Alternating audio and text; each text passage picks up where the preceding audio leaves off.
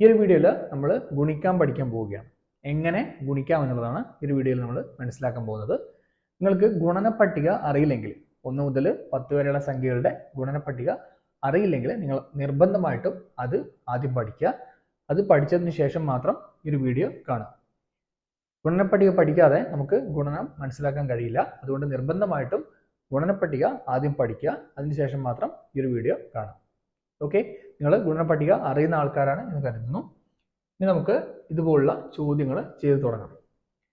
ഒന്നാമത്തെ ചോദ്യം ഇതാണ്, 23 ഗുണിക്കണം 2 എന്നുള്ളതാണ് ആദ്യത്തെ ചോദ്യം.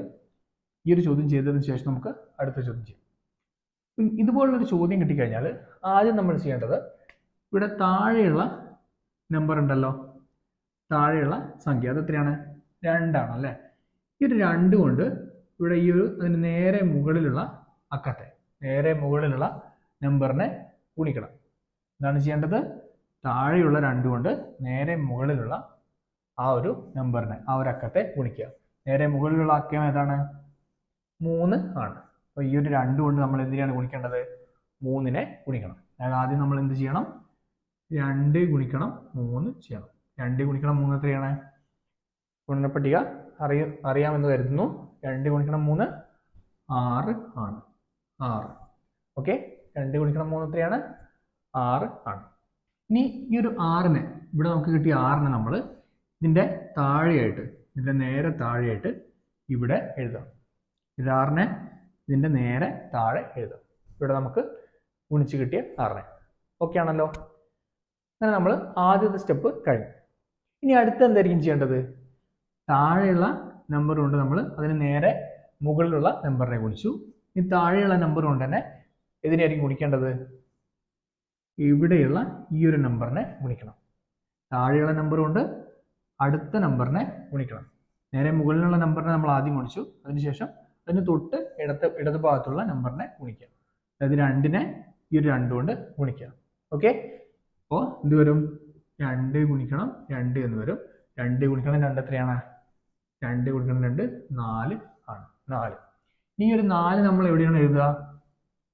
4 നമ്മൾ മേലെ ഉള്ള അക്കത്തിന് നേരെ താഴെ ഇവിടെ എഴുതുക. കഴിഞ്ഞു. ഉത്തരം എത്രയാണ്? 46 എന്നുള്ളതാണ് ചോദ്യത്തിന്റെ ഉത്തരം. 23 ഗുണിക്കണം 2 എത്രയാണ്? 46 ആണ്. അങ്ങനെയാണെങ്കിൽ നമുക്കിത് ചെയ്ത് നോക്കാം.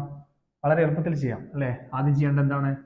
താഴെയുള്ള അക്കം കൊണ്ട് നേരെ മുകളിലുള്ള അക്കത്തെ ഗുണിക്കണം. അതായത് 3നെ 2 കൊണ്ട് ഗുണിക്കണം. 3 ഗുണിക്കണം 2 ചെയ്യണം. 3 ഗുണിക്കണം 2 എത്രയാണ്?